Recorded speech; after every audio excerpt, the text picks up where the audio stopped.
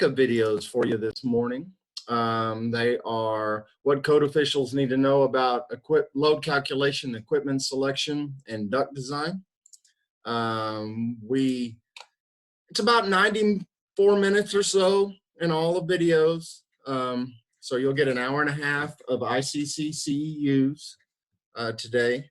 And we have the highly knowledgeable Wes Davis, Director of Technical Standards, Chief Cook and Bottle Washer, and doer of everything needed at Acca on for your questions today. Luis Romero Escobar is on. He is the narrator of the videos. I am screen sharing. Okay, so, and just real quick, it is my 6-year-old daughter's 7th birthday today, so I'm going to waste 1 minute and 30 seconds of your time. What? Am I gonna die? Yeah, I don't think you'll die. The maiden voyage of Ava's birthday present is about to happen. I'm scared. I got it. Daddy, I'm gonna. Oh, you should be scared. It's pretty reckless. Okay, you ready? Hold on tight.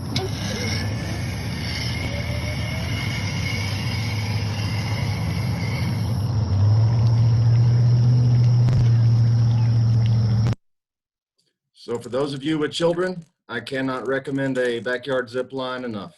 With that, let's go ahead and get started. Part 1 will be the load calculation side. So let's go. Hello everyone. Thank you for joining me for this 3-part educational video series entitled What Code Officials Need to Know About HVAC System Design.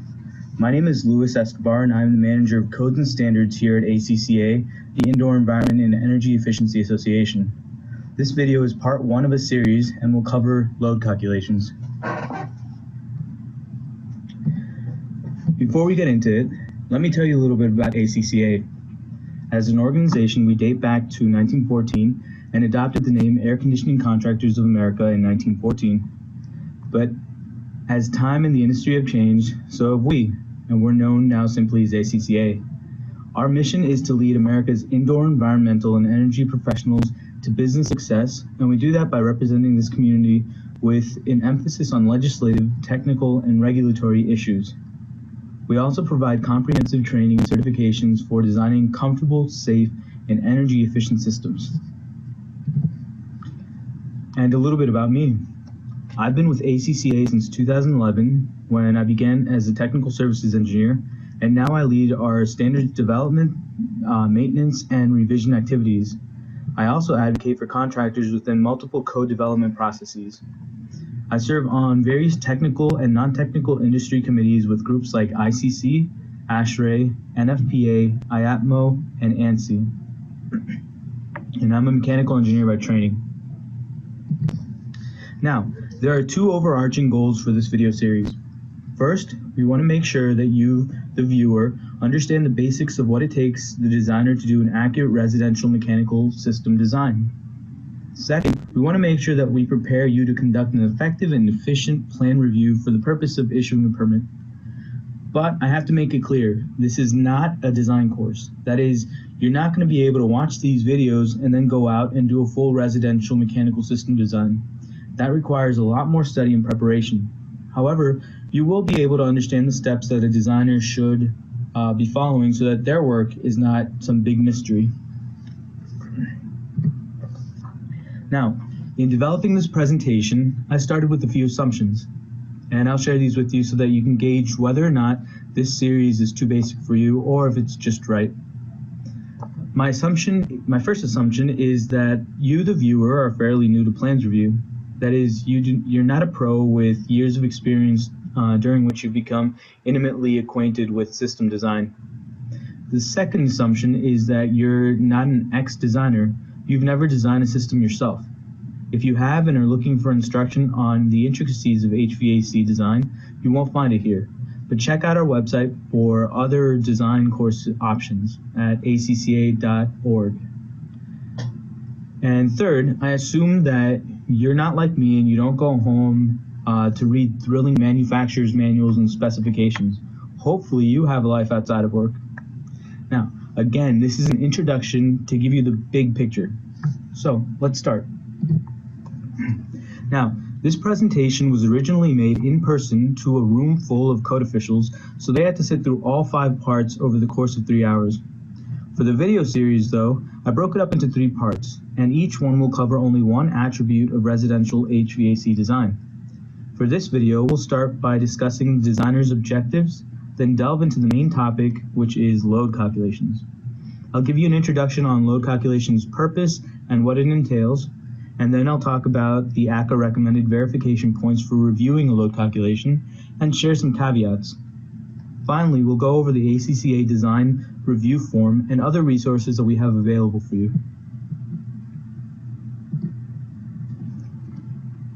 Let's start off discussing the designer's objectives. Ideally, what they want to do is design a system that can add or remove heat at a rate that allows the inside of a home to achieve their indoor design conditions. That'll keep the occupants comfortable and safe. Now, I say ideally because some designers may not be well versed in modern system design and could be doing it all wrong, with the defense that they've been doing it like that forever. I'll help you watch out for those guys.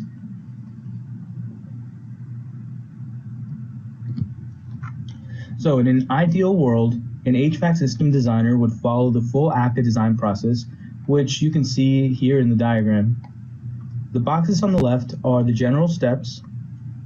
You can see it's system concept, load calculation, system zoning, air distribution, equipment selection, duct sizing calculation, and adjust, test, and balance.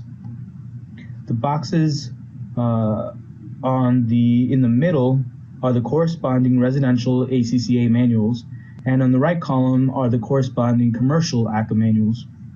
Now, for this introductory video series, we'll be focusing on 1, the load calculation, which is this video, 2, the equipment selection, which is the next video, and 3, duct sizing, the third video.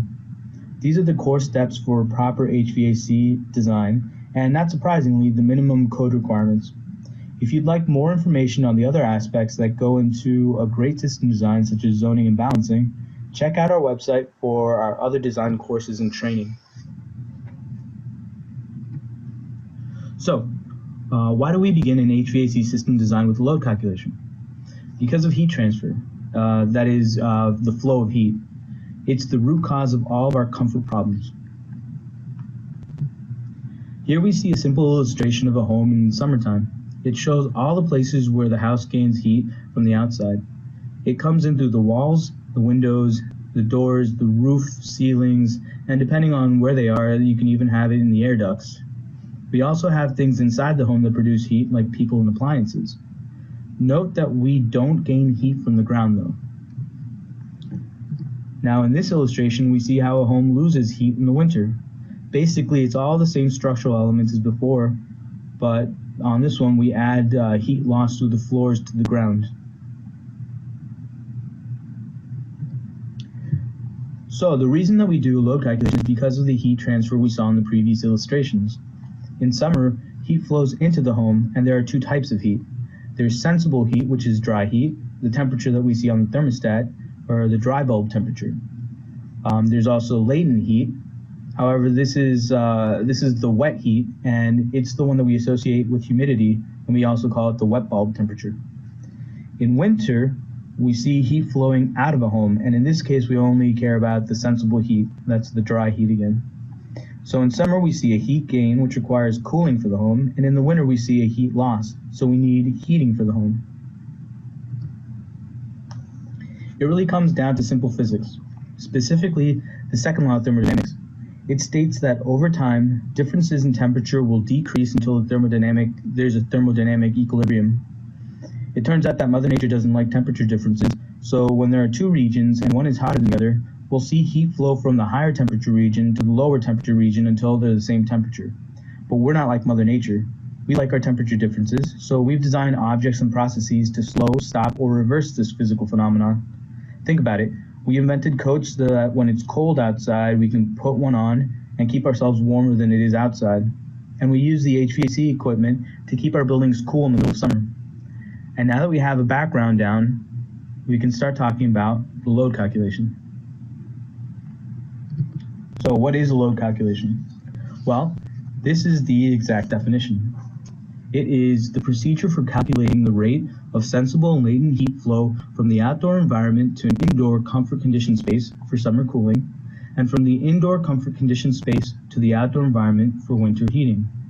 The process also calculates the sensible and latent heat flows caused by the dwelling HVAC system. The purpose is to provide sizing values for comfort conditioning equipment. That's a mouthful, right? Well, here's a little bit simpler an explanation. Load calculation is really just an account of the total heat flow into or out of our home depending on the time of the year. And the reason that we need to do one is so that the designer knows the rate of heat flow so that they can pick the right equipment that makes the occupants comfortable and safe, but also keeps energy costs down. Please note that heat flow is a rate and has a unit of BTUH, which stands for British Thermal Units per Hour. If you recall from the system design diagram, Manual J is Akha's residential load calculation method. So what's it require?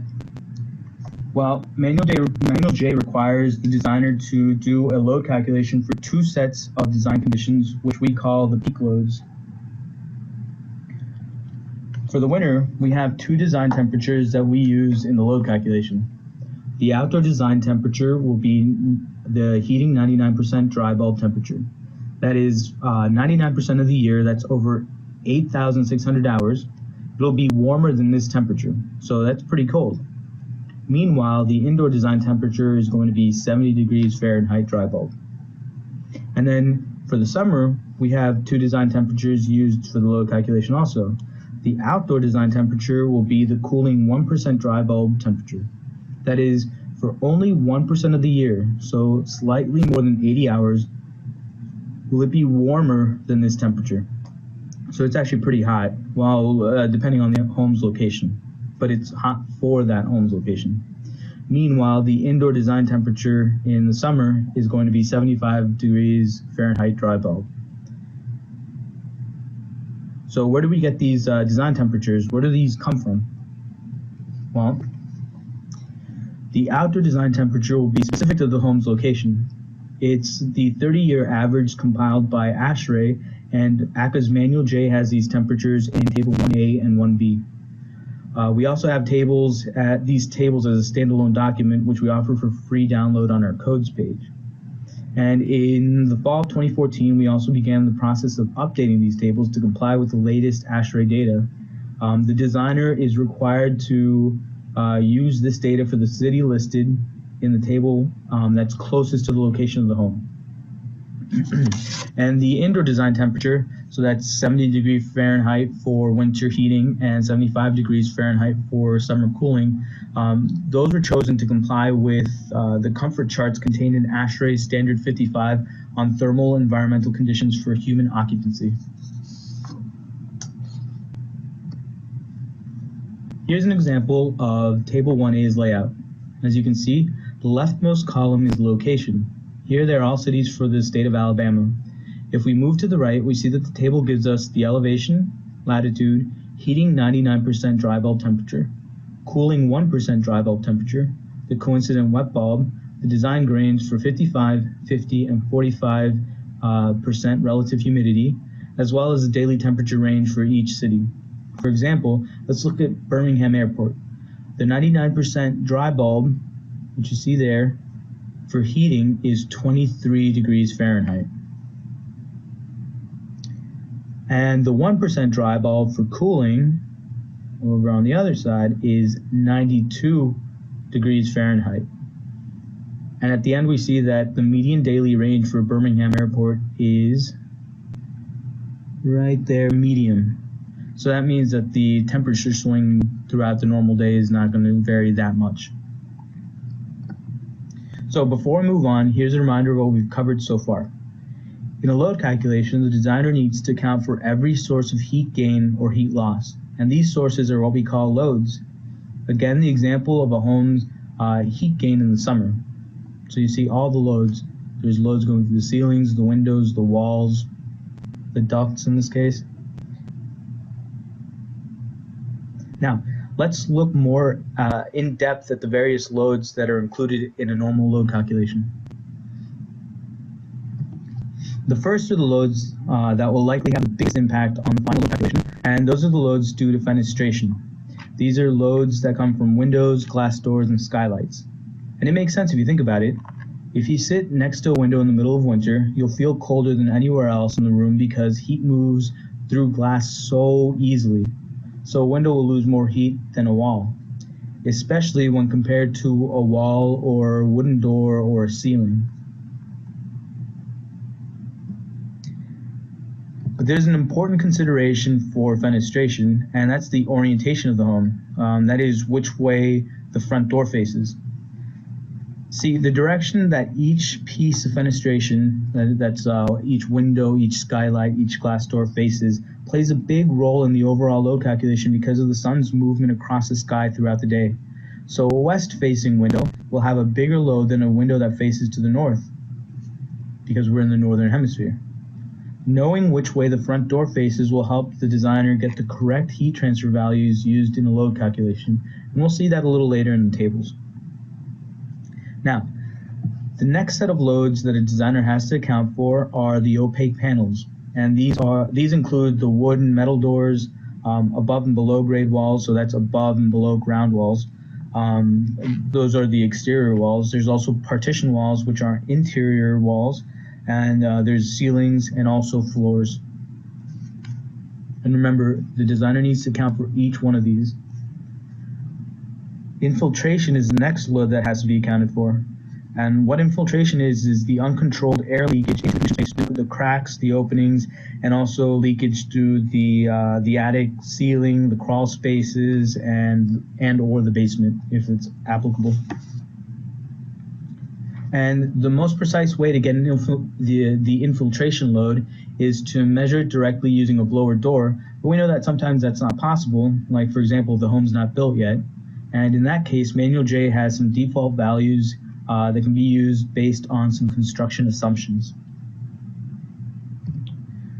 Next is the ventilation load, and ventilation is simply replacing the inside air with outside air, which can be done manually, like by opening windows, or it can be done mechanically, like with the ventilation system. And you can see here the diagram shows both ventilation done manually on the left and ventilation mechanically on the right. So as I mentioned earlier, we also have internal loads in a home, and those are the loads produced by people that inhabit the home as well as the appliances. In this image, you can see that the load can vary depending on the activity of the person, the least being when they're resting, like when they're sleeping at night, and the biggest load would be if they're inside the home exercising. And finally, we come to the system loads. These are loads on the actual HVAC equipment. Here we see that the equipment and the ducts are in the attic and that the insulation is on the attic floor, which is also the ceiling of the bedroom. So the equipment and the ducts are actually outside of the thermal envelope, meaning that in the winter they'll be really in a really cold attic, and in the summer they'll be in a blisteringly hot attic. So this produces a load on the equipment. For example, the hot air in the summertime attic will produce a load on the ducts carrying the cool air, even through any duct insulation. So we have to account for the change in the air in the conditioned air. And logically then, if the ducts are inside of the conditioned space, so for example, if they were actually inside the bedrooms, then they'd be in the thermal envelope and there'd be no duct loads because they're surrounded by conditioned air. All right, now, we've identified the various types of load a home has. Let's look at how it plays into the actual load calculation. For all of these loads, the designer will be using one basic equation that's shown here. The load for each item, be it a window, a door, a wall, etc., will be the product of its U value, the area, and the temperature difference. That's the delta T. The U value is the heat transfer performance index, which is a measure of how well a material transfers heat. You know how R value tells you how good a material is at slowing down the movement of heat? So a higher R value means it's better at slowing down the heat transfer. Well, the U value is the reciprocal. It tells you how good it is at moving heat across it. For example, glass. It has a higher U value, and wood has a lower U value. The A in the equation is the area, and that refers to the area of the window or the wall or the ceiling in question. And finally, the delta T is the temperature difference. For example, the temperature on the outside of the window minus the temperature on the inside of the window. And it's shown here in red so that you can see how important it is to use the correct design temperatures. It affects every single load, which means that a mistake here will propagate throughout the entire load calculation. And to simplify things, Manual J often uses the term HTM in its tables. And this stands for the heat transfer multiplier, and it's simply equal to the U value times the temperature difference. It actually doesn't change the equation, it's just an algebraic simplification. So, if you're at all familiar with Akha's Manual J, then you know that a significant portion of the book is just basically tables that contain the values used in the equation for each type of construction found in a house. And if it doesn't, then it references where to find the values. Like, for example, for windows, you can see if the NFRC rating is present. Next, we'll see an example of these tables. We're going to start off with table 4A, which contains the heating and cooling performance values for opaque panels. Remember, those are the walls and the floors, etc. The table will have construction numbers, U values, and something that we call the CLTD, which stands for cooling load temperature difference. So here you can see that part of the table, you can see actually just part of the table that corresponds to an insulated ceiling under an attic. On the left-hand column, you can see that the various construction numbers go from 16A/0 to 16A21. So if you look at the two columns over, you can see that the second number corresponds to the level of insulation. So for ceiling 16A15, the insulation R value is R15. And the table also gives you the corresponding U values in the next column over. Now, on the right side, the table provides CLTD values depending on the design temperature difference. That's the 10, 15, 20, 25, 30, or 35 row. And also depending on the daily range. So that's low, medium, or high. That's where you see the L, M, and H. Remember that the CLTD is the, in this table, is the cooling load temperature difference for the ceiling under the attic or the attic knee wall. And the top of the table actually gives you additional information to help you make sure that it's the correct construction for what's in the house. Here it talks about ventilation options and roofing materials, etc., and roof colors. Okay, now let's look at an example for the table on fenestration.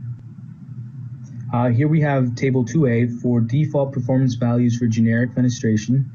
This one is for generic windows and glass doors. We can see that we'll get different U and SHGC values for constructions that have metal with no break, metal with a break, wood or wood with metal clad, and also for insulated fiberglass. And here the SHGC stands for the solar heat gain coefficient. It's used in the equations throughout the manual.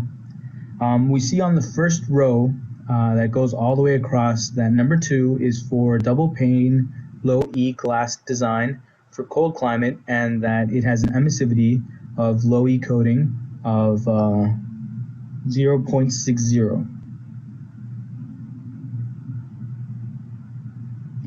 Now, option 2A, 2B, and 2C are more specific as to what type of window or glass door. For example, 2A is for operable windows or sliding glass doors, and reading across we can get the U values and the SHGC for the corresponding framing.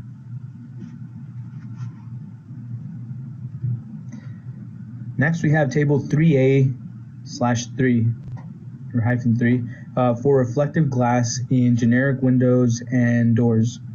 Here we see 6 sub-tables. Hopefully you can see them.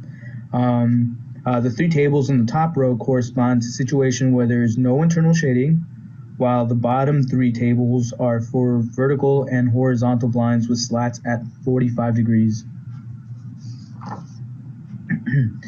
Each table corresponds to either the single pane, double pane, or triple pane glass, and will give the users the corresponding U value, SC value, which stands for shading coefficient, and the SHGC at the top of each smaller table. The designer will use that the design cooling temperature difference, or CTD, in combination with the glass's exposure to get the HTM, again that's the heat transfer multiplier, for the rough opening. As you can see, the HTM will be different depending on the direction the glass faces, with the highest HTMs being for glass that faces east or west, or southeast or southwest. Remember from earlier in the presentation, the direction of that the house faces in the load calculation needs to match the actual conditions for the house, because it plays such a big role throughout, as we can see here for fenestration.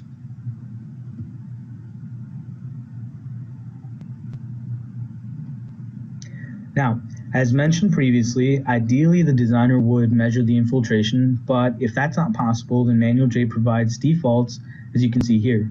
The designer would need to best approximate the construction tightness. Using that in the floor area of the heated space, the table will provide default air change values for the house. On the far right, you can see that the table also gives infiltration CFM values for one fireplace.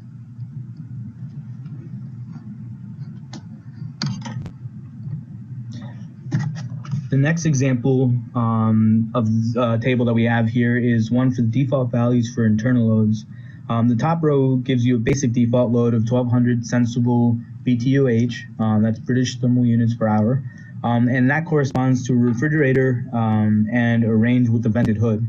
But below you can see that there are also other scenario options to better approximate what an existing house actually has, and it's up to the designer to pick the best scenario for the home.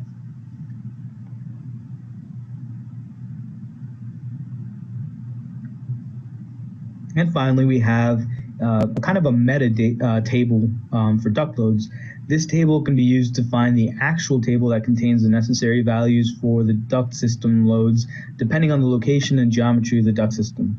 On the left column, the first option is for a duct system located in an unvented attic above a 16A ceiling that gets up to 150 degrees Fahrenheit when it's 95 degrees Fahrenheit outside. And moving to the right, we see that there are 2 options for the system geometry. Either radial ducts with outlets at the center of the room, or trunk and branch ducts with outlets in the center. Picking the correct one for the application will send the designer to either table 7AR or 7AT.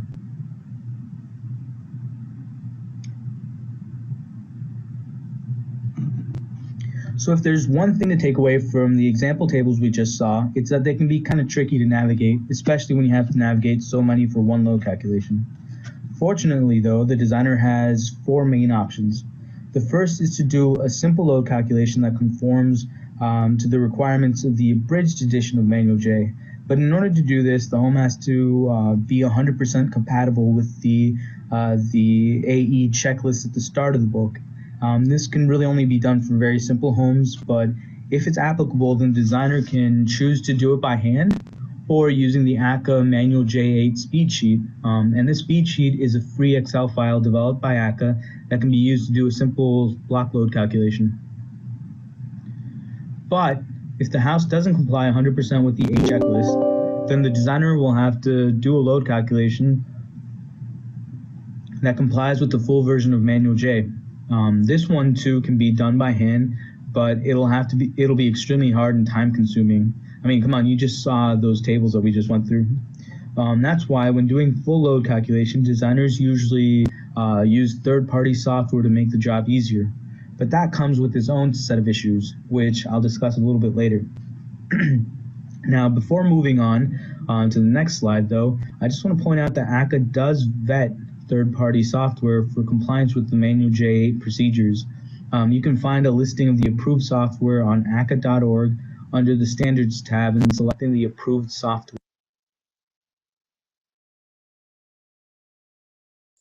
for anyone on the webinar, sorry I didn't go over the housekeeping. If you have a question, if you will type your question on the Q&A panel, Wes will be happy to answer all the questions at the end. I noticed someone raised their hand, so you'll just type your question in the Q&A panel. We'll answer it at the end.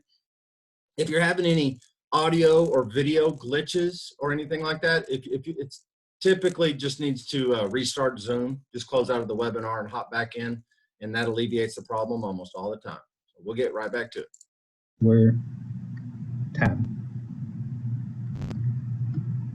So now we've seen the various types of loads and that comprise a load calculation, and even seen some examples of the tables that the designers will be using. You should have a pretty good handle on what a load calculation is, but just to be sure, let's repeat it all together. A load calculation is an account of the total heat flow into or out of a home depending on the time of the year.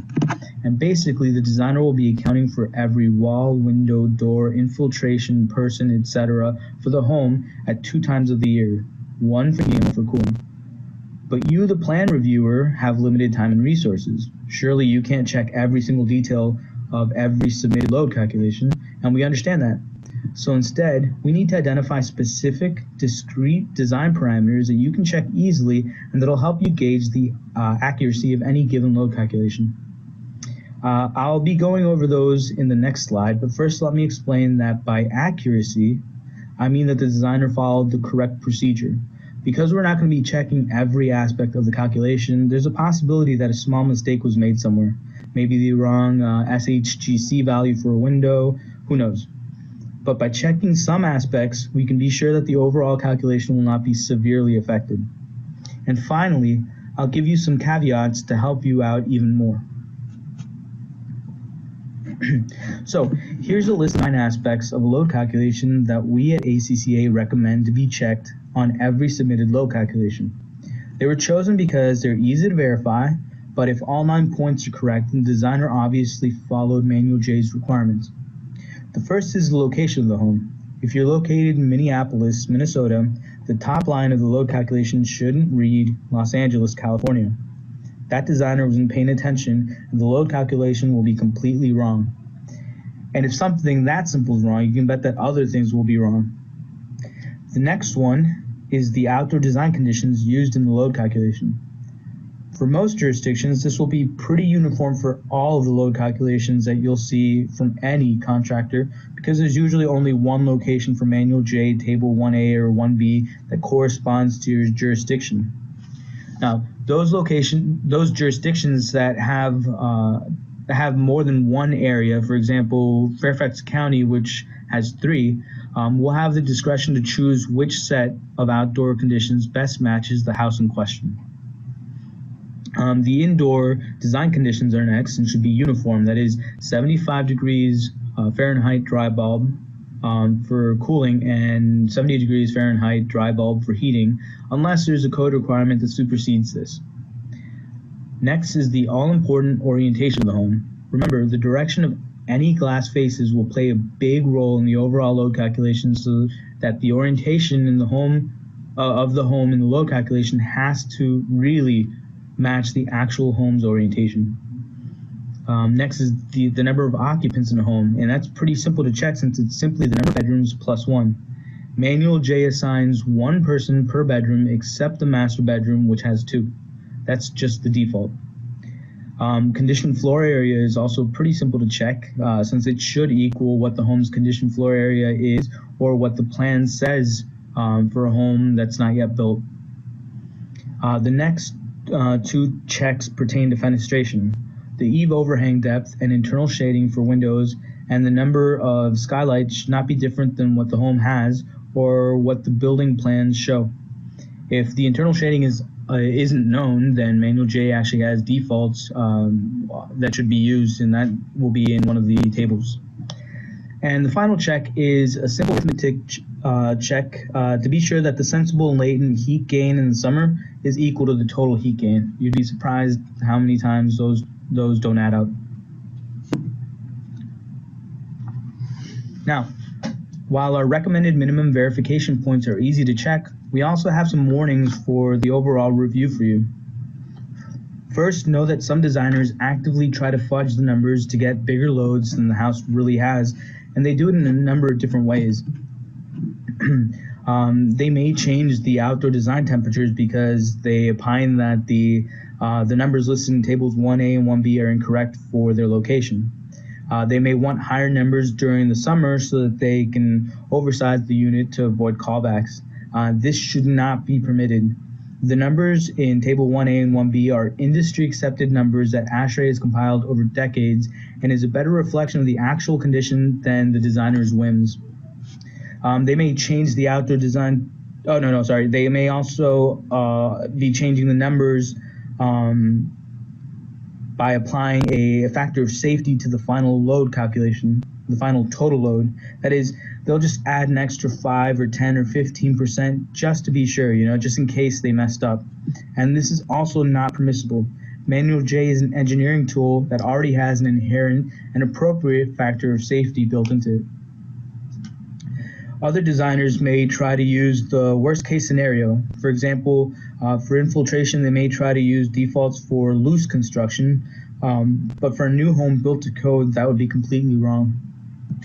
Others may want to add more occupants for various reasons. One popular one that we hear is that the homeowner hosts a lot of parties, but Manual J makes it clear that the designer shouldn't add internal loads for special events or added extra occupancy loads for entertaining. And finally, you may run into a designer that includes loads even though the ducts are in conditioned space. Remember that duct loads are only present if they're in unconditioned space.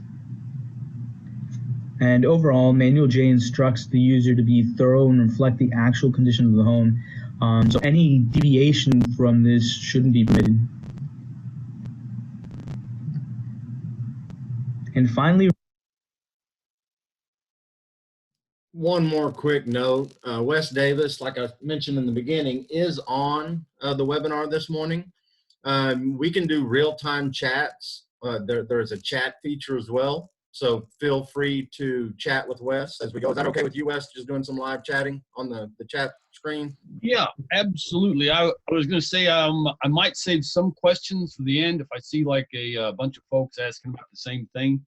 I might wait until the end and just hit it all at once. But if it's something simple, I'll certainly be responsive.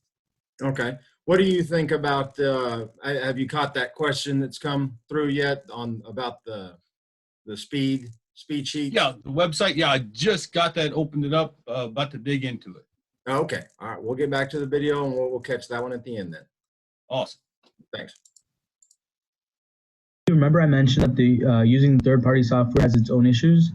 Well, make sure that you're just as thorough reviewing a program's printout as you are a hand-done load calc, because using software doesn't guarantee accuracy. In fact, it may make it harder because the user has to know not only the procedures in Manual J, but also has to understand how the software works. And they need to especially pay attention to the program's defaults because they don't always match their conditions. And that could take a while to learn for them. All right. Now we've talked about what a load calculation is and looked at the loads that should be addressed. And I've shared with you the Akha recommended minimum verification points as well as some extra caveats when reviewing a load calculation. Now let's talk about the resources we have available for you. The major one is the Akha design review form. On this one simple form, you have all the information that's needed to be checked for a load calculation, the equipment selection, and duct sizing procedures for residential mechanical system design. We make it available for free download on our codes page, which you can see at the bottom of this slide. Just go to acca.org/standards/codes to download your copy. Many jurisdictions have incorporated it in their plans review process because it standardizes the review procedures and cuts down on the amount of paperwork submitted for each permit request. It's also customizable, so your jurisdiction can add your logo on the top right side. Now, let's take a little closer look at the review forms section. Okay, at the top you see that the identification information helps you keep track of the contractor, the specific plan being reviewed, and the home's address. It also shows up front what it is, what other required information or documentation is attached to this form. But it's the next section that's pertinent to the portion of this video covers, and that's the load calculation portion. As you can see here, it has a place where the contractor can record each one of our 9 recommended minimum verification points. At a quick glance, you'll be able to see the outdoor design conditions, which again should be pretty uniform for all the load calculations that a typical jurisdiction will see. You also can easily compare the stated orientation, number of bedrooms, and conditioned floor area with the home's plan. And under the summer design conditions, you'll be able to quickly add up the sensible and latent heat gain to verify the stated total heat gain is correct and that arbitrary safety factors weren't applied.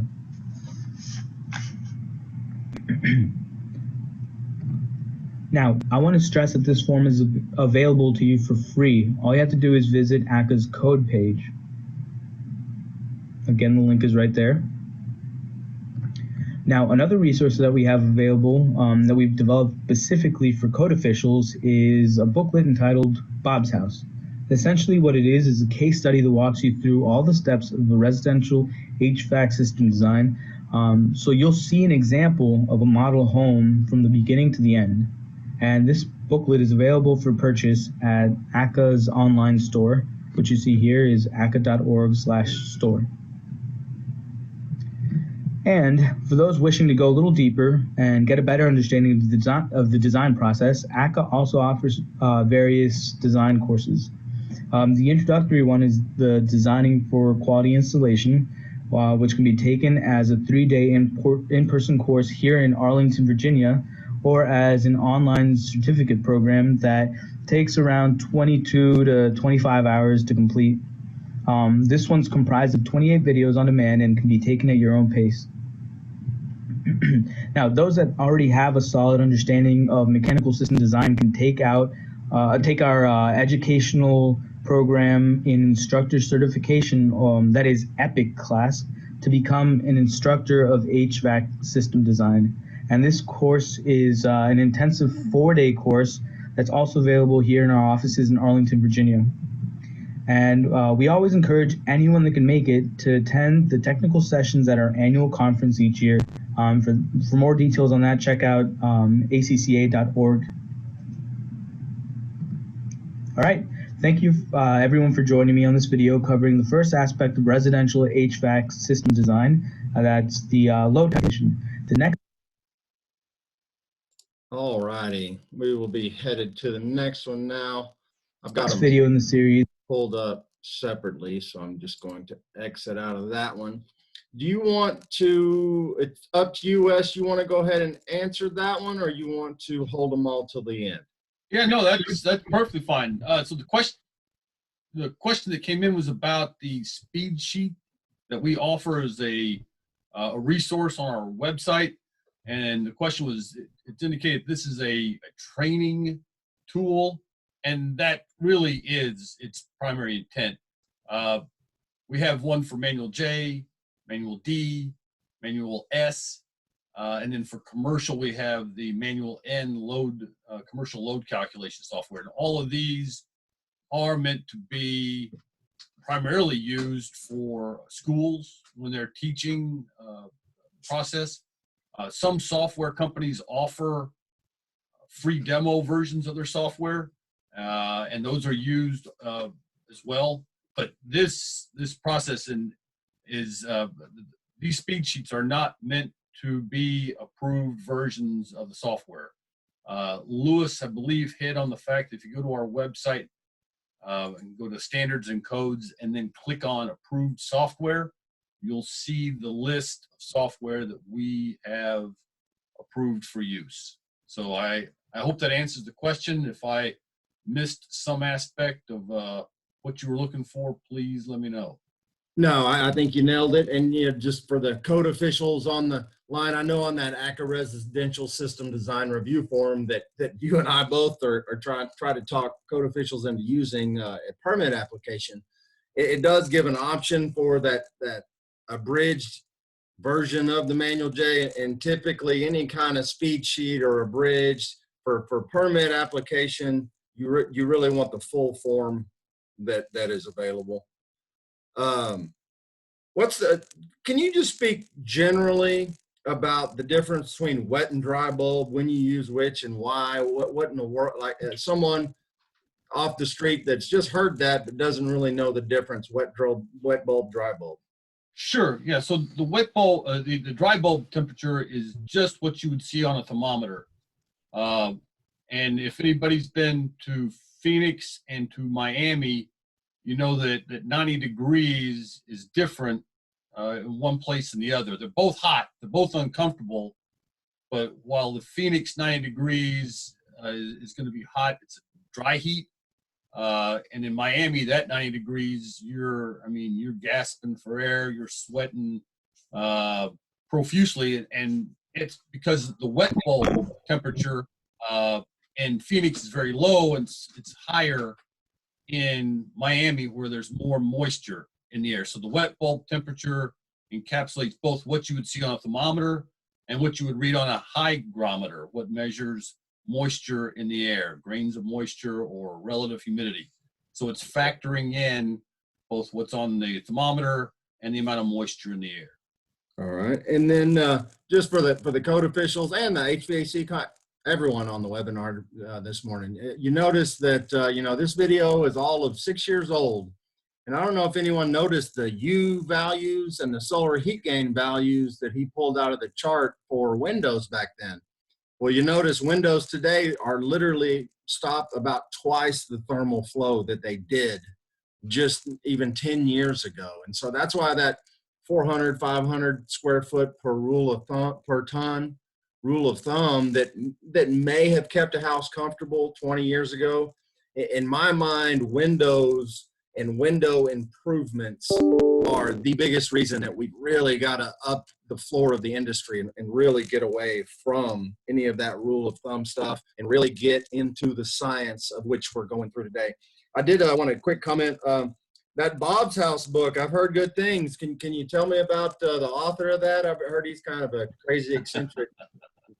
So the author had a lot of help writing that book. I wrote it, but there were dozens of reviewers. When you open the book, you'll see acknowledgments of all the people that contributed mightily to the document, including the author of Manual J, Hank Bukowski, the producer of this video series, I believe Lewis, also provided some comments. So it was a real team effort, but it's also a lot of fun to write. That's like just mailbox money coming in to make your yacht payment with off that thing, huh? Somebody's yacht payment, not mine. All right. Okay, let's go ahead and get started with the second video. It's about 30 minutes, and then after this one, again, we'll have live chat with Wes going on during the video. Type in any questions that you want expounded upon more, and we can catch those at the end of the video. Let's go ahead and get started. Hello, everyone. Thank you for joining me for part 2 of this series entitled What Code Officials Need to Know About HVAC System Design. This previous video covered calculations, and this one will cover equipment selection. My name is Louis Escobar, and I'm the manager of Codes and Standards here at ACCA, the Indoor Environment and Energy Efficiency Association. Let's jump into it. Here again is a slide that tells you a little bit about ACCA. Again, we date back as an organization throwing out too much material at once. So I just thought I'd hop to the designer's objective and presentation overview because we know what Akha does from the first video. Back it up just a little. There we go. Okay, here we go. Think of this video series as a 10,000-foot view for someone that needs to understand the design process but doesn't work as a designer. Like the load calculation video, this presentation was developed with 3 assumptions in mind. 1, you're fairly new to residential plans review. 2, you've never been a professional residential HVAC designer. And 3, you're not an engineer or other form of geek that reads about mechanical system design in your spare time. Now, if you remember, the original presentation was made in person over the course of a morning, but for the sake of helping everyone keep their sanity, we've split this video version into 3 segments. In this video, we'll first discuss the designer's objective, then we'll move on to the basic steps of equipment selection, as well as cover the contents of the new Manual S version 2, which came out in 2014. I'll provide some recommended verification points and caveats like I did for the previous video, and we'll finish with the design review form and other ACCA resources that we have to support you. Hopefully the 3 video format helps you better digest the information without throwing out too much material at once. So let's start with the designer's objective. Ideally, what they want to do is design a mechanical system that can add or remove heat energy at a rate that allows the interior of a home to achieve the desired design conditions, and that'll help the occupants be comfortable and safe. Now, I say ideally because that's not always the case, and what is most pertinent in the equipment selection portion is that there may be competing drivers for installing one piece of equipment over another, and some of these reasons may not be the most honest or beneficial for the consumer. In an ideal world, HVAC system designer would follow the full Acca design process, which you can see in the diagram here. The boxes on the left are the general steps, the middle column are the corresponding residential Acca manuals, and the right column are the corresponding commercial Acca manuals. For this video series, we'll be focusing on 1, load calculation, which was the previous video, 2, equipment selection, which is this video, and 3, duct sizing, which is the 3rd and final video. These are the core steps for proper HVAC system design and, not surprisingly, the minimum code requirements. If you'd like more information on the other aspects that go into great system design, such as zoning and balancing, check out our website for our other design courses and training. As you can see, the pertinent residential manuals for equipment selection is Manual S. So a little history about Manual S. It first achieved Ansi recognition as an American national standard back in 2004. And the first time that the International Residential Code referenced it was in 2009. But a lot has changed in our industry since 2004, and so Akha undertook an extensive 2-year revision process. The goal was to expand the requirements to cover more types of equipment, and also to revisit the sizing rules to make sure that they were the most useful possible for the current state of the art. What we ended up with was a larger document that we split into 2 main sections. The first 22 pages or so are enforceable requirements intended for code reference. This is the bare bones part that tells the designer the minimum requirements to perform a proper equipment selection. But we know that designers can run into all sorts of situations and may have questions about details of the procedure. That's what the second part of the new Manual S is, about 270 pages of informative but in-depth discussion and examples. And of course, code officials can also make use of the second half in order to better understand the procedures. As I mentioned, it was a 2-year process that culminated in May 2014 when Ansi finally gave final approval of the standards revision. And anticipating this, we at ACCA followed the proper procedures to ensure that the code references in the 2005 residential and energy conservation codes were to be revised to the revised standard. And like all of our other ANSI standards, we relied heavily on the expertise of individuals from all over the HVAC and energy efficiency industry to lead the revision process, which you can see here. After all, it's our mission to make sure that we have consensus standards that includes input from the entire industry. As you can see, we had contractors, instructors, manufacturers, consultants, associations, and government and university representatives serving on this revision committee. But now, onto the meat of the presentation, the overview of the steps for equipment selection. As you can see here, there are 4 basic steps to the process. First, the designer will start with the sizing values. And put simply, If they're going to be doing a heating system only, then they'll be using the total heating load from the load calculation. And if they're doing cooling only or heating and cooling, then the designer will use the total cooling load from the load calculation. The next step is to look at the sizing rules for the type of equipment they want to install. Manual S provides an acceptable range for the equipment's total capacity that's based on the sizing value from the previous step. The third step is to use the OEM's performance data to find out what the equipment's actual capacity is for the operating conditions. This will generally not be the rated capacity, and the designer will usually have to extrapolate it from the manufacturer's performance data. And finally, they'll have to make sure that they meet the requirements for ventilation depending on what the authority having jurisdiction requires.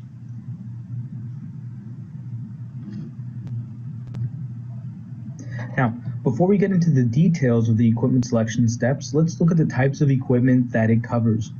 As you can see here, there are a total of 11 different equipment categories, and this is an expansion on the number that were covered previously by the 2004 version of Manual S.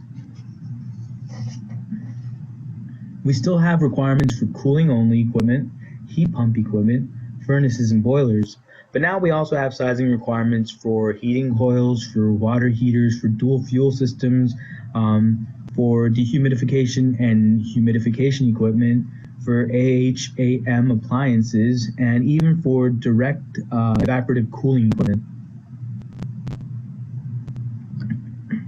Now, to give you an idea of what you'll find in Manual S, here are two tables that contain the sizing limits for cooling equipment left and fossil fuel furnaces right. Remember I said that Manual S gives you a range? Well, you can see these ranges here. For example, the top row of the cooling only table on the left is for air-to-air equipment. You can see that we have different ranges depending on if it's single speed, two-speed, or variable speed equipment. Each box in the top row has a minimum and a maximum. For single speed, we see that the maximum is 1.15. That simply means that the total capacity can be a maximum of 1.15 times the total cooling load, or 15% oversized.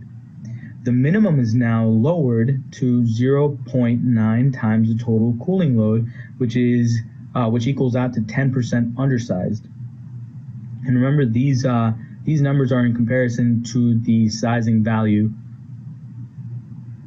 Now, for two-speed equipment, we see that the max jumps up to 20% over the total cooling load. We see 1.20. And the variable speed is allowed to be 30% oversized. These new limits were developed by the committee and with the input of the reviewers during the Ansi public review process. They're the industry consensus for the sizing limits. Again, it's consensus reached by the manufacturers of the equipment, contractors, energy efficiency experts, distributors, and other experts from other aspects of our industry. And then the next row down has the sizing limits for single, two, and variable speed water-to-air pipe loop equipment. And then if you look one row down from that, you see the limits for open piping systems. Again, in the single, double, two, and variable speed types. The other type of equipment, all the other types actually of equipment contained in Manual S will have similar tables that contain the specific limits for that type of equipment.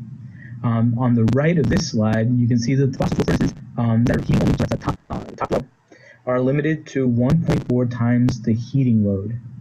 So that's 40% oversized. The next row down, you see a preferred output, which still is 1.4.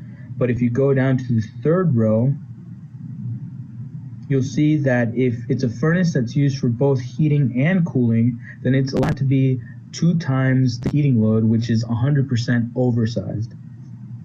And that's to get the right amount of air out there. And so you can see that step 2 is fairly simple of the entire equipment selection process. The comparing the equipment output to these acceptable ranges. You take the sizing load, the total cooling and total heating load depending on the situation, and you compare it to the table ranges for that type of equipment in Manual S. But the new Manual S has a new option for some heat pumps that makes their sizing just a little bit more complicated in some situations. So next, we'll go into the details of sizing heat pumps. Now, for those who aren't familiar with heat pumps, they're basically reversible air conditioners. There's a reversing valve that allows the movement of the refrigerant in the system to be turned around. So on the left, you see that it's kind of going, counterclockwise. And then on the right, you see it's going clockwise. You can see it shows in the diagram if you look at the arrows which show the movement of the refrigerant from the indoor unit to the outdoor unit. So instead of only providing cooling to the indoors, a heat pump can actually also provide heating. And that's just a really, really basic introduction on heat pumps.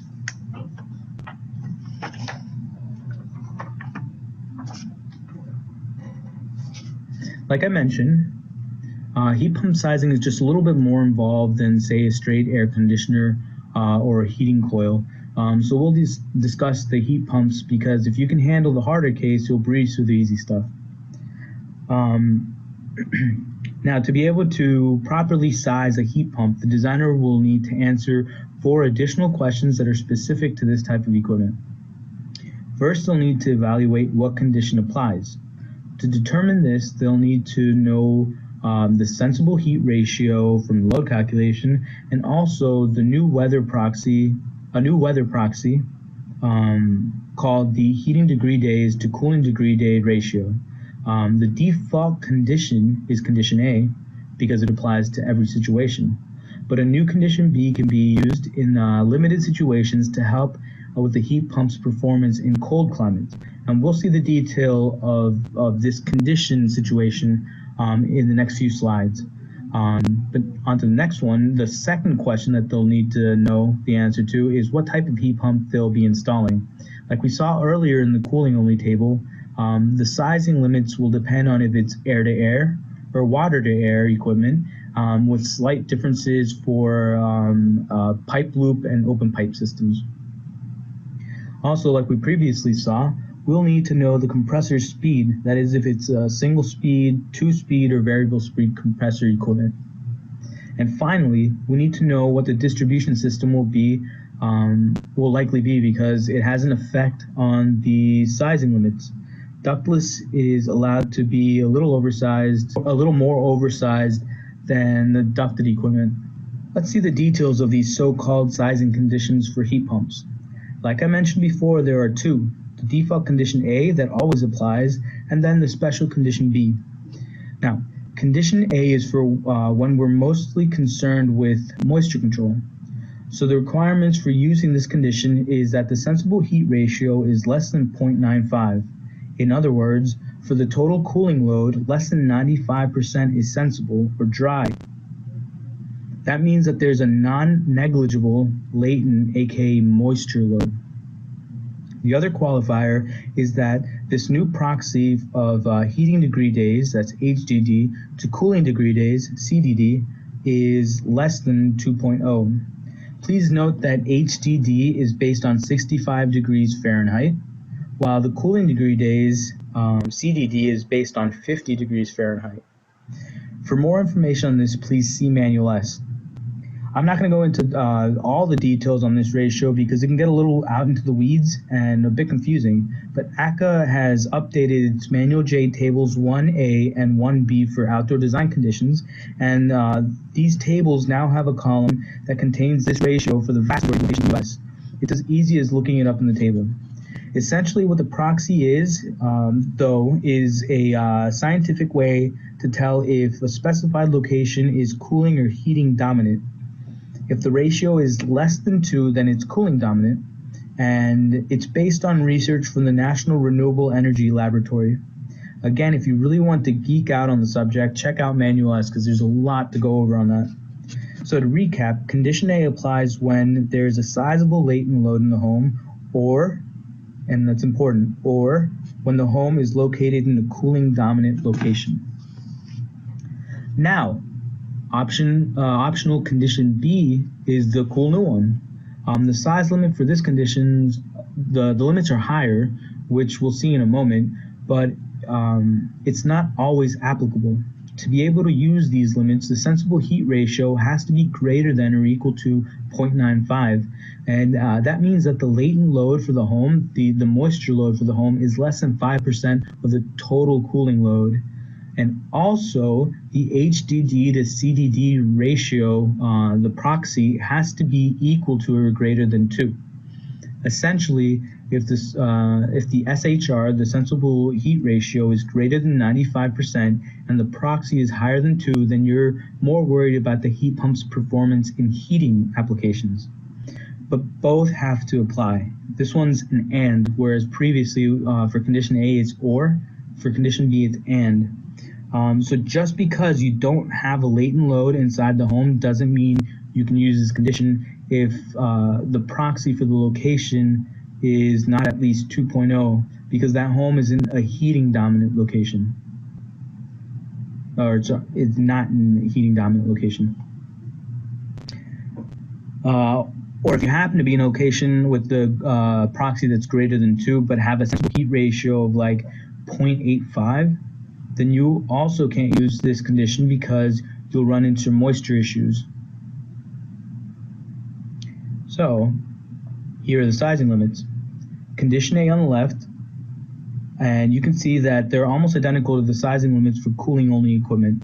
The only difference is in the first row for air-to-air heat pumps. All the way to the right, you'll see that the ducted variable speed equipment can be oversized up to 20%, while ductless equipment can go up to 30% oversized, but otherwise no different than the sizing for cooling only. And again, that's because we're worried about moisture control in this case. Now, on the right, we see the sizing limits for condition B, and they're uniform. The equipment can be up to 15,000 BTUH over the total cooling load. And this gives the designer more leeway because now we're not worried about the moisture control, but instead on how the heat pump performs in heating mode. Again, for this one, the sensible ratio has to be equal to or greater than 95%, and the HDD-CDD proxy has to be greater than 2. Now, just to give you an idea of where condition B limits may apply, it's all of the locations shown here with black dots. It makes sense, right? At these locations, we're preoccupied with heat pump's performance in heating because more time is spent heating than in cooling. But remember that if the home's sensible heat ratio is not 95% or greater, then the designer can't use condition B sizing limits because it's and not or. And here you see the table notes that go with the previous map. And again, I want to point out that this map and also the study that that this is based on comes out of the National Renewable Energy Laboratory, NREL. Now, I should mention that the compressor speed plays a role in the sizing of the heat pump. You see here that Manual S specifies the compressor speed used to extrapolate the performance data from the manufacturer's tables. For single speed, there's only one compressor speed that can be used. For multi or 2-speed, you have to use the performance tables for when the equipment is working at the high compressor speed. And for variable speed equipment, you use the performance data for the speed that was used for the AHRI rating. But keep in mind that this is just to know which tables to use. The actual performance data will not come from the AHRI ratings, but will be needed to will be pulled from the actual design conditions. See, the thing is that the AHRI ratings are taken at very specific conditions. Specifically, the equipment is rated at an 80-degree Fahrenheit indoor dry bulb temperature and 95-degree Fahrenheit outdoor dry bulb temperature. And there's two problems with that. One, no one is designing for the an interior of a house to be 80 degrees. That would be miserable. And two, 95 degrees outdoor temperature won't match with most locations' outdoor design temperatures, which should be pulled directly from Manual J tables 1A and 1B. Basically, what the ratings do is provide a standard testing point to compare equipment efficiency, but that testing point will not match what the homeowner will experience. So the designer will get the manufacturer's performance tables for the right compressor speed and then extract the capacity values for the design conditions. And this may require some mathematical interpolation, but can usually be done with programs now. And the new Manual S also allows for a new OEM performance verification path. But this isn't easy to get because it's not intended to be the go-to method for lazier designers. What they'll need to do is provide the OEM with all the design conditions, and then the OEM will provide back an official document that states the equipment's total sensible latent capacity values for those design conditions. This new method is intended to help in situations where it's a limited run equipment, or if the equipment is so new that performance data isn't available yet. And that brings us to the next section of the presentation, the Akha recommended verification points. For equipment selection, it's actually pretty simple. If it's heating equipment, just verify the type of equipment, the model, capacity, and if there's any auxiliary heat used, what that capacity is. You'd be surprised actually how often a mistake will be made where the designer accidentally used the performance tables for the wrong piece of equipment. Now for cooling equipment, it's pretty much the same. It's type of equipment, the model, and the capacity, that is the sensible, latent, and total capacity. For either type, comparing the stated capacity to the sizing load and limits in Manual S is pretty simple and requiring no more than simple arithmetic. And finally, you'll want them to jot down the blower performance data because that will come in handy later for duct sizing. And again, there's always stuff to look out for.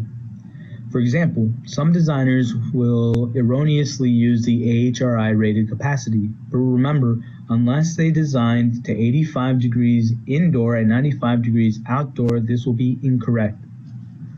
Others will cut corners and not get the capacity values for the actual design conditions. Because the math can get maybe a little bit harder during interpolation, they may decide to just use the closest thing they can find on the manufacturer's tables. Others will try to disregard the sizing limits. It's because they know better or because they don't want to call it, and they should not be allowed. Remember that this is an industry consensus standard based on science. Their anecdotal evidence doesn't trump that. And finally, if they're using physical performance tables, they may have just read something wrong. Each manufacturer has their own way of showing things, and reading the different table layouts can actually get really tricky sometimes. All right, now, we've talked about the steps in equipment selection and looked at heat pump sizing in particular, and I've just shared with you the Akha recommended minimum verification points as well as some caveats when reviewing the equipment selection. Now let's talk about the resources we have available for you. The major one, again, is the Akha Design Review Form. On this one simple form, you have all the information needed to be checked for the load calculation, the equipment selection, and the duct sizing procedures for residential mechanical system design. We've made it available as a free download on our codes webpage, which you can see at the bottom of the slide. Just go to www.acca.org/standards/code to download your own copy. Many jurisdictions have incorporated it in their plans review process because it standardizes the review procedures and cuts down on the amount of paperwork submitted for each permit request. It's also customizable, so your jurisdiction can add your logo on the top right slide. In red, you'll see that I've highlighted the equipment selection portion. Let's look at that more closely. As you can see, it has a place for all the verification points we recommended a little bit ago. Information for heating, cooling, and blower performance data. There's equipment type, model, and for both of them, and then heating and cooling capacity, and then the respective CFM output for the blower also. Now, I want to stress that this form is available to you for free. Just visit Akha's codes page, again at the bottom of the slide. Another resource that we have developed specifically for code officials is a booklet entitled Bob's House. And essentially what it is a case study that walks you through all the steps of a residential HVAC system design. So you'll see the example for a model home from the beginning to the end. And this booklet is available for purchase at the Acca store, which is available there. It's acca.org/store. For those wishing to go deeper and to get a better understanding of the design process, Akha also offers various design courses. The introductory one is the Designing for Quality Installation course, which can be taken as a 3-day in-person course here in Arlington, Virginia, or as an online certificate program that takes around 22 to 25 hours to complete. This one, the online one, is comprised of 28 videos on demand and can be taken at your own pace. Those that already have a solid understanding of mechanical system design can take our educational program in Instructor Certification or EPIC class to become an instructor of HVAC system design. This course is an intensive 4-day course also held here in our offices in Arlington. And we always encourage anyone that can make it to attend the technical sessions at our annual conference each year. For more information on that, check out acca.org to know where it is this year.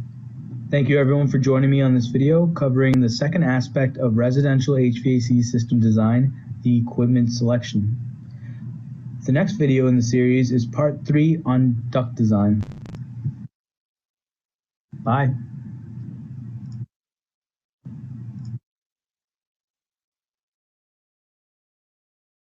I don't think we had any typed questions come in, so we'll go ahead and get started with. Hey, go Jason, ahead. we did get one. Okay. So someone asked about contractors who want to use higher outdoor design temperatures or lower indoor design temperatures. And this really kind of bridges between Manual J design and then the Manual S equipment selection. So I was going to touch on that briefly. Please. And Jason, I know you probably addressed this question a lot as well. So if I skip over something, feel free to jump in. But a lot of times contractors will say, hey, there's a lot more occupants in the house, or children are running in and out, or we've got increased traffic because we're going out to the pool, or we've got the doors open. And then how does this play out in the process? And my response is that when we're designing a system, it's more than just one aspect, and we're there's more to comfort than just those extreme heat waves or the polar vortex that sweeps down from the north from time to time. And so the heat loss, heat gain calculations serve as the base for what Lewis just talked about with equipment selection. And if we expand or we overstate those heating and cooling loads, then when we get to the equipment selection process, rarely is there a piece of equipment that exactly matches that tolerance. Typically there's a little more capacity, and that's why Manual S has the expanded tolerances beyond just a 100% match. So the heat gain, heat loss calculation needs to be as tight as possible to represent the house as well as possible. Customers, want to leave the doors open and still hang meat inside, and that's not a good design. Especially when we get to the off-peak, milder shoulder seasons. Now that huge system is cycling on and off and on and off because it's a mild day. And when it's cycling on and off, it's wearing on the compressor windings and the components in the system. It's also removing less moisture. So if it's a mild, humid afternoon in Dallas, Texas, that system may come on for just a few minutes, but never achieve a wet coil to start removing moisture. And now we're ramping down the thermostat because we feel muggy or clammy, sweaty, and we never can achieve that comfort that we're looking for. And I will throw out one other caveat, and that is that typically consumers want a system where they can hang meat, but they want to pay for a single speed, super simple system. And I don't fault them for that. That's their prerogative. But that is what complicates the matter. I still don't support exaggerating the design conditions to oversize the equipment.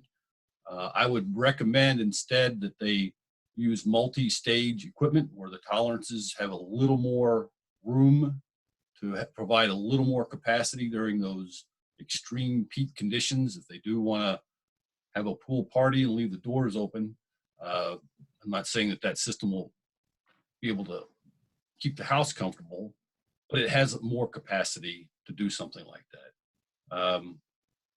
I would also throw out one last caveat, and that is that multi-stage and variable refrigerant flow, or VRF systems, while they are engineering marvels, they're not magical. They can ramp down, they can unload the compressor and operate at reduced capacity and save a little energy at those conditions.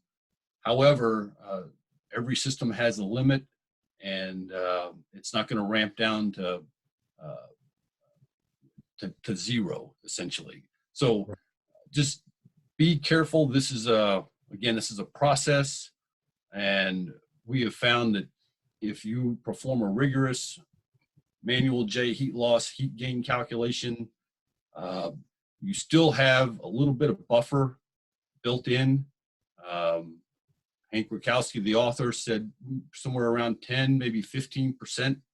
And so I think that by and large, if you are rigorous and follow the procedures and use the design temperatures, you'll get a load that represents the house, again, 99% of the time. There are going to be some of those extreme heat waves and cold conditions, but by and large, that system is going to provide comfort and last longer and be more durable through the year. Makes a lot of sense. Yeah, thanks for those comments, Wes. I think that's very well said. And apologize to Lewis for me calling him Luis at the beginning. Lewis. He goes by either, no worries. Okay, good. All right. Okay, we'll go ahead and get started on this last video. I'm going to skip what Akha is and all that. Hello, everyone. Thank you for joining. In case you haven't seen the previous certifications for the design of building codes, a high-level view for someone that needs to understand the design process but doesn't actually know the designer. Like the other parts of the series, this with the assumptions that the viewer is pretty new to plans review, has never worked as a designer of residential HVAC systems, and isn't prone to reading up on system design on their own.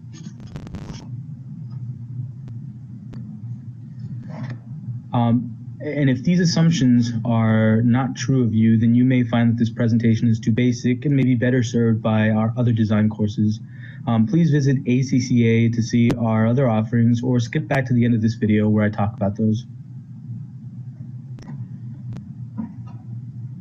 As a reminder, this video series was adapted from an in-person presentation, but we've split it into 3 video segments so that it's easier to digest. In this video, we'll first discuss the designer's objective, then we'll move on to the basic components of duct system design. I'll provide some recommended verification points and then caveats like I did for the previous videos. And we'll finish with the design review form and other Akha resources that we've made available for you. So let's begin with the designer's objective. Ideally, what they want to do is design a mechanical system that can add or remove heat at a rate that allows the interior of a home to achieve their desired design conditions. And that'll help keep the occupants comfortable and safe.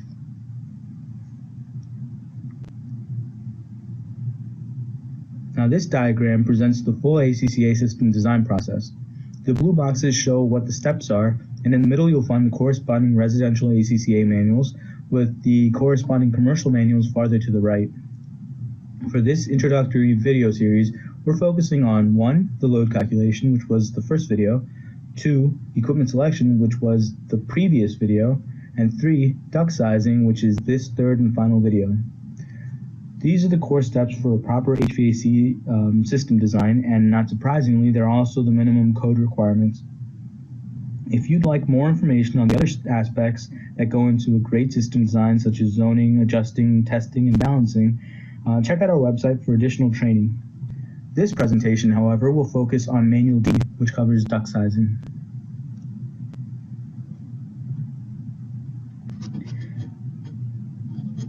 Let's get started with what we already know. Before getting to the duct sizing portion, the designer will have already done a load calculation for the home as per Manual J, and then selected the equipment to be installed in accordance with the requirements of the total capacity per Manual S. And if you remember, we want to make sure that we got the blower information, performance information from the equipment selection portion of the design. This comes from blower tables, which show the output capacity in CFM, which are cubic feet per minute, in relation to the external static pressure, otherwise known as ESP, produced at that output. And this all comes down to the fundamental driver for the sizing of the ducts, which is that the pressure drop causing resistance to the airflow will have to match the external static pressure that's produced by the blower for the design CFM. Now, this airflow resistance causing pressure drop will be the sum of the pressure drop due to the duct runs, the fittings, and any air side components. We'll talk a little bit more about this later. But what it really all comes down to is the equation that you see down here, which is called the friction rate equation. So let's look at this a little bit more in detail. As you can see here, the friction rate has 4 parts. On the left side of the equation is FR, the friction rate, which has units of inches of water column per 100. So that's where you see the IWC/100. That's what we're solving for in order to be able to size the ducts, and this will be constant for the entire system, the FR.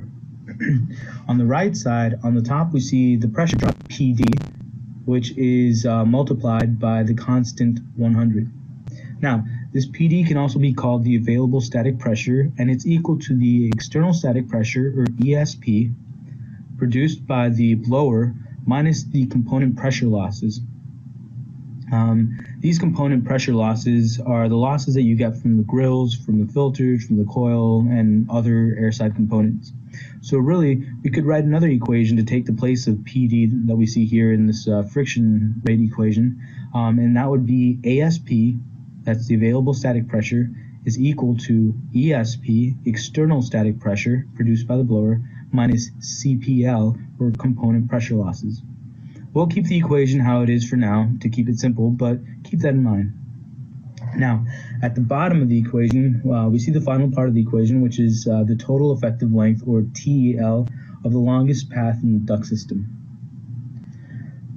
All this is the sum of the length of all the straight duct runs plus the effective length of each individual fitting for the longest identified path in a system. So that's from the farthest return grill to the farthest supply register. Now, when we talk about effective lengths of a fitting, what we're saying is that for every duct contraction or turn, maybe there's like a 90-degree turn, you see that we know that there's been testing that's been done to provide the length of a piece of straight duct that produces the same amount of pressure drop. And so that's why we call it the same effective length. Please keep in mind that the total effective length only applies to the longest path in the duct system, okay? So the next step in sizing the ducts is to find out how many CFMs of air are needed by each room. And this is done by using the equation at the top of this slide. Now, to get this equation, we start with a simple assumption and then then do a little bit of simple output. So first, we assume that if a room's load is a certain percentage of the total cooling load, say 15%, then the room CFM requirement should also be 15% of the total CFM produced by the blower. Well, that gives us the relationship of room load over total load is equal to room CFM over total CFM. To get this equation for room CFM, we simply multiply the other side of the equation by the total CFM. And that's how you get the equation that you see here, which states that an individual room CFM is equal to the room's load times the total CFM divided by the total load. Now, each room will have two room CFMs, one for heating and one for cooling. And the designer is required to go with the bigger of the two. And we do this because if the ducts can handle the bigger air requirement, then it shouldn't have an issue dealing with the lower CFM requirement. Now let's check out an example so we can see how these equations really work.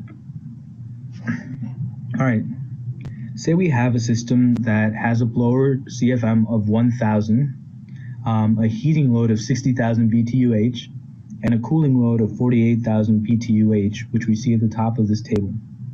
Now, in the table, we have three rooms that we see all the way to the far left, and the loads for heating and cooling have also been filled out.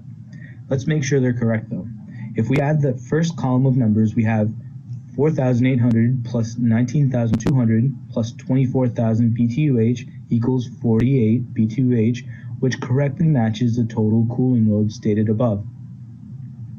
The next column over has the individual heating loads for each room, and adding them up, we could verify that they add up to 60,000 BTUH mentioned at the top of the table.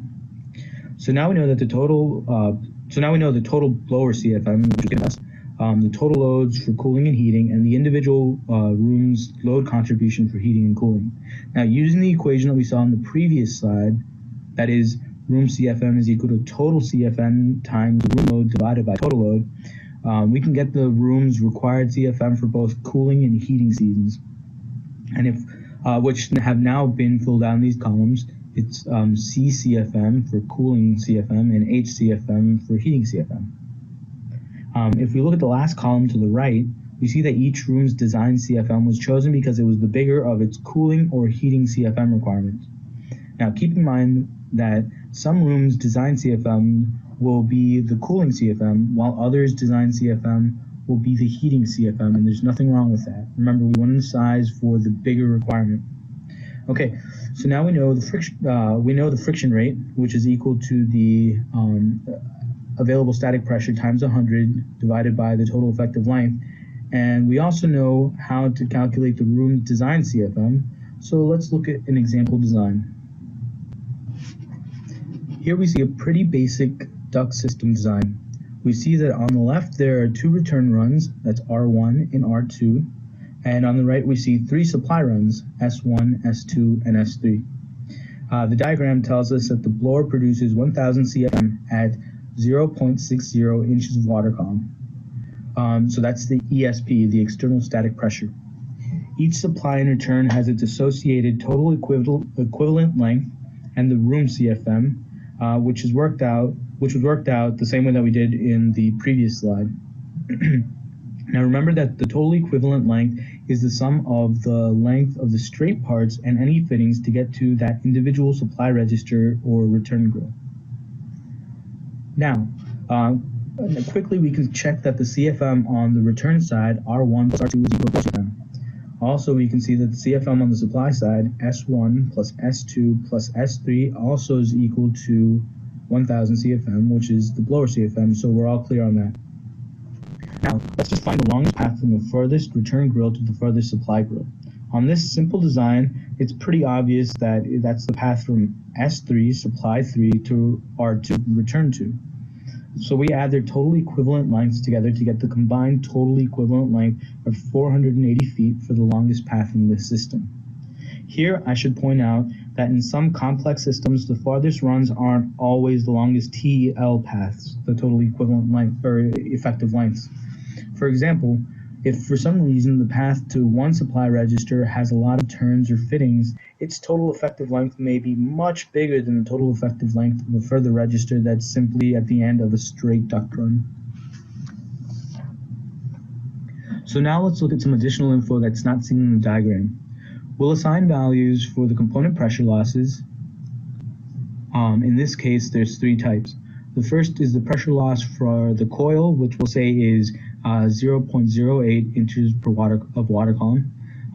Then there's a pressure loss from the registers, which we'll say is 0.03 inches of water column. And we'll say the same for pressure losses from the turn grills.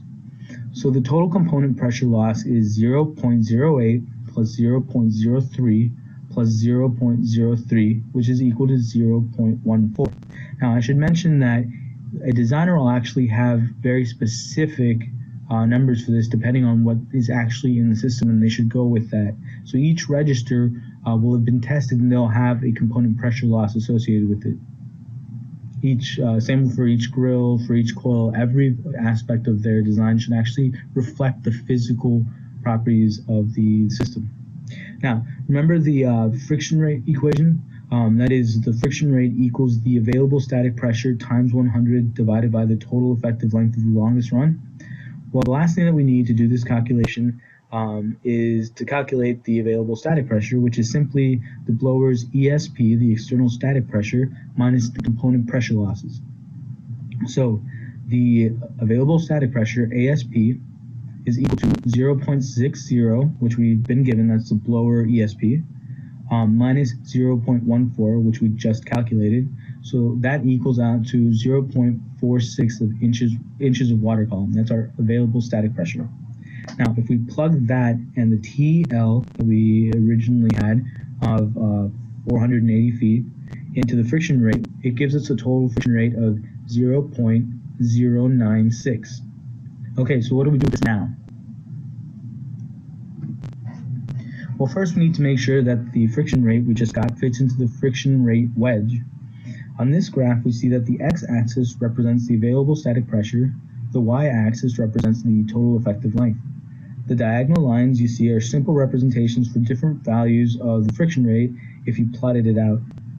Since we calculated the friction rate of 0.096, we can see that from this graph that it does in fact fall within the desired wedge, so we're good.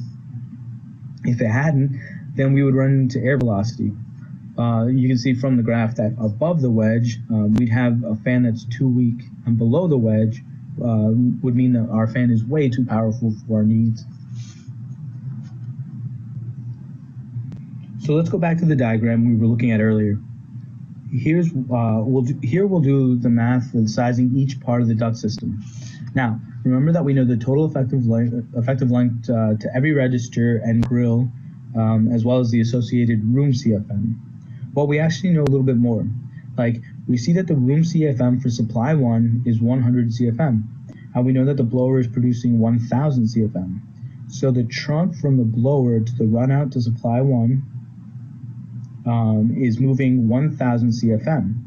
But the next segment of the trunk between S1, supply 1, and S2 now carries only 1000 minus 100, which equals to 900 CFM, and that's because you subtract that 100 CFM that are being sent out to supply 1. And okay, well that means that the section between of trunk between S2 and S3 is accommodating 900 minus 400 CFM, since 400 CFM is being delivered at S2. In other words, 500 CFM to the final supply. And that makes sense. Also remember that the friction rate for the entire duct system is constant, and for this one is 0.096 inches of water column. So now we just need to get a duct slide rule. On the right, you see a picture of the Akha duct slide rule. Using the known friction rate and room CFMs, we can adjust the slide rule to give us the appropriate duct size for each segment. And the slide rule will actually also give us the associated air velocity in feet per minute, which will come in handy in a bit. So why do we need this velocity, you may ask? Well, it's because there are limits to how high the velocity can go. The reason for the limits is that too high an air velocity in the ducts can lead to turbulence within the ducts and also noise issues. I'm sure you may have been in a room at some point in your life that had extremely loud ducts that caused disturbance. Actually, the last time that I was in that situation happened to be at a work conference, and it was so bad that I had to leave the meeting because there was no way to hear anything that was being said at the other side of the room. So, if a consumer is paying to be comfortable temperature-wise in their home, it stands to reason that they would also want to be able to hear their TV or their guests, and so making sure that we're staying within the velocity limits is important. So what do you do if the velocity given by the slide rule for a particular combination of friction rate and room CFM exceeds the limits set by manual D? Well, then you just use the room CFM combined with the max allowable velocity that you have from this table as your sizing metrics. The table on the slide actually also gives you the velocity limits for trunk and branch ducts, and that's be they made of rigid or flexible material. And that rounds out the basics of what it takes to do the sizing of the air distribution system. Of course, the designer will need to do many calculations to make sure that every length of duct is sized correctly, and they'll need to make sure that they account for all the fittings and other details. But that was just an overview so you understand what they should be doing. So that brings us to the next part of this presentation, which are the Akha recommended verification points for duct sizing. Well, we've come up with 6 essential points that are pretty easy to verify. The first one is the design airflow for the blower. And then there's the associated external pressure at that airflow.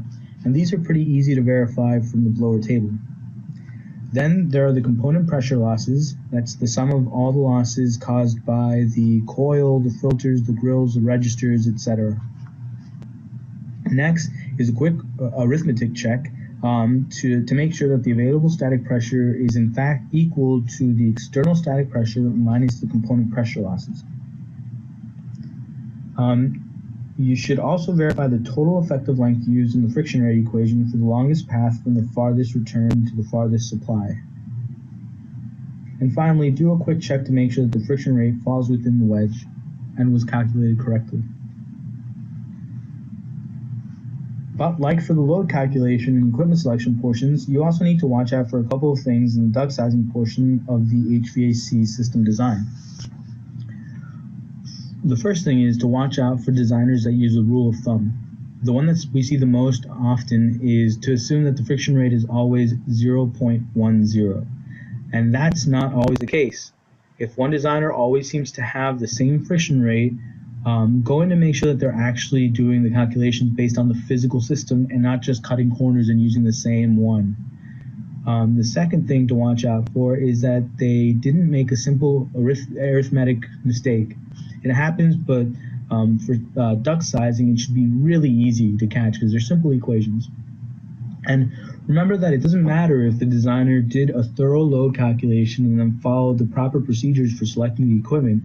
If they don't size the ducts correctly, it could be all for nothing since they may not be able to get the conditioned air to where it needs to be, or may leave the homeowner with serious noise problems. So it's really important to make sure that you check, and especially, I have to stress, make sure that they don't use a default friction rate. It should be dependent on the actual system that they have. All right, now we've talked about the steps that the designer should be following for properly sizing the ducts, and I've just shared with you the ACCA recommended minimum verification points as well as some caveats when reviewing the air distribution system design.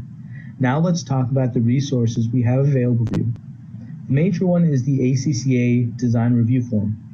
On this one simple form, you have all the information that needs to be checked for the load calculation, the equipment selection, and the duct sizing procedures for residential mechanical system design. We make it available to you for free as a download on our codes page, which you can see at the bottom of this slide. Just go to acca.org/standards/codes to download your own copy. Many jurisdictions have actually incorporated it in their plans review process because it standardizes the review procedures and cuts down on the amount of paperwork submitted for each permit request. It's also customizable, so your jurisdiction can add your logo at the top right corner. In red, you see that I've highlighted the duct sizing portion, so let's look at this a little more closely. As you can see, it has a place for the 6 verification points that we recommended to you a little bit ago. That is, you can asks for the design airflow, the external static pressure, and then the sum of the component losses, the available static pressure, and the total effective length of the longest system path, and obviously the calculated friction rate. The designer actually can also specify the duct material used. Now, I want to stress that this form is available to you for free. Just visit Akha's codes page. Again, you see the link. It's acca.org/standards/codes. So please take advantage of this free resource that we have for you. Let's see what other resource we have. Another one that we have that we've developed specifically for code officials is a booklet called Bob's House. Essentially what it is a case study that walks you through all the steps of a residential HVAC system design. So you'll see one example for a model home from the beginning to the end, from the load calculation to the system, the equipment selection to the duct sizing. And this booklet is available for you to purchase at the ACCA online store, which you see there. Now, for those wishing to go deeper and get a better understanding of the design process, Akha also offers various design courses. The introductory one is Design for Quality Installation, which can be taken as a 3-day in-person course here at our offices in Arlington, Virginia, or as an online certificate program that takes about 22 to 25 hours to complete. And this one is comprised of 28 videos on demand and can be taken at your own pace. You can do it after work, during work, whenever you want, on the weekends if that's your thing. Now, those that are already have a solid understanding of mechanical system design can take our educational program in Instructor Certification, or EPIC course, to become an instructor of HVAC system design. Now, this course is an intensive 4-day course, also held here in our offices in Arlington, and to be certified, you have to pass a test, which is pretty rigorous. And then we also always want to encourage anyone that can make it to attend our technical sessions at our annual conference each year. Check out acca.org for details on this year's conference. Now, thank you everyone for joining me on this video covering duct sizing aspect of residential HVAC system design. This concludes this introductory video series for code officials. Please feel free to take advantage of the other technical materials that we have available for you in the members portion of the ACCA website. And please don't hesitate to contact me directly if you have any questions or concerns regarding system design. Thank you very much. This has been Louis S. Fantastically done, Louis. Wes, I'll give you the floor if you want to take over with the questions there. Yeah, sure. So you're, I presume you're talking about the follow-up from question on Manual J? Jim, if you want me to read, if you don't mind reading it, just so everyone can Yeah, sure. Yeah. So the original question was about the design conditions, and there were some follow-up questions. I follow-up said, did my answer or resolve the question that you had? And he said, well, sort of. And he described the software they're using and the design temperatures that they're using. They said we use manual J, S, and D criteria for the equipment selection. The software doesn't really have auxiliary loads for these special conditions. Also, one of the HVAC contractors used a ground source heat pump, which have different load criteria. And I'll take a quick moment to speak to that. The loads in the house, when Louis was talking about Manual J, there's the internal loads, there are building component loads, et cetera, ventilation, infiltration. All these loads are independent of the type of system that's being used to heat or cool the space. Now, geothermal equipment does have special considerations regarding the entering water temperature and how that affects the capacity of the system. And so that's a special design consideration. So I don't want to minimize that. The geothermal is great equipment, but I want to make sure that it's clear that the capacity of the equipment is special based on that ground loop and the ground loop design. But the loads for the dwelling are still the loads for the dwelling. And then he raised a very good point about, we have some expensive homes. They're large.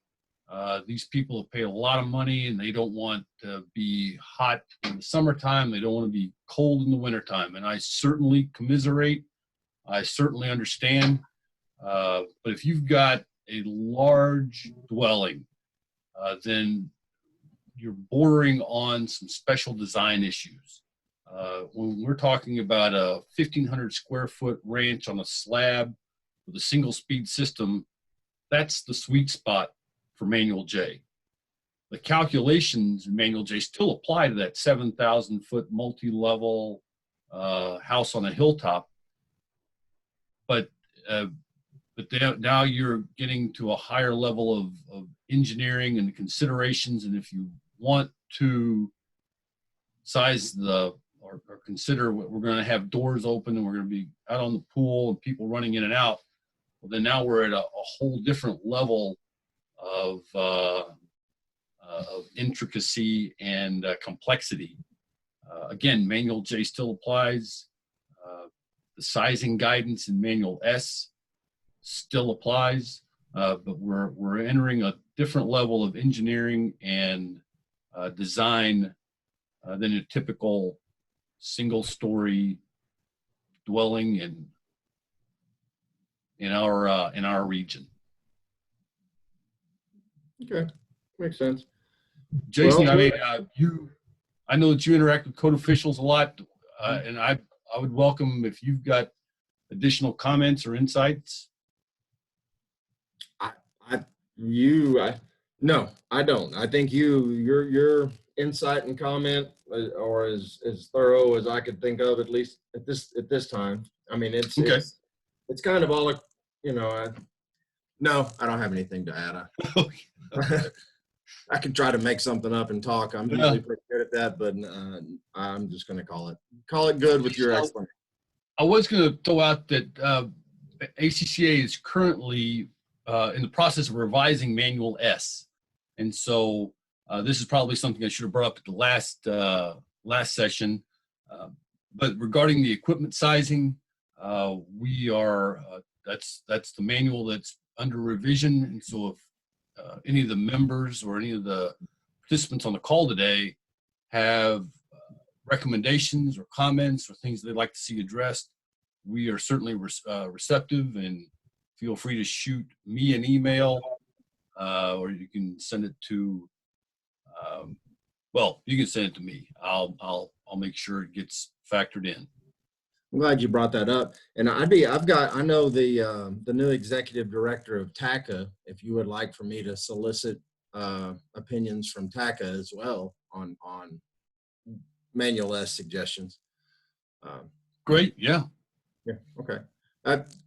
Anyway, I'll follow up with you offline. We're already about 25 minutes over, so apologize for keeping you guys over, but I wanted to get Wes's input, and it was fantastically valuable as always. Wes, I can't thank you enough for your time this morning. You're kinder to me than I deserve. Somebody has to take up the slack for my wife, though, and so that's where we're at. Anyway, thanks a lot, everyone, for joining us, and we'll be back with you on Friday for a ventilation and indoor air quality webinar. So we'll see you Friday. Thanks again, Wes. Have a great day, everyone. Bye, everybody.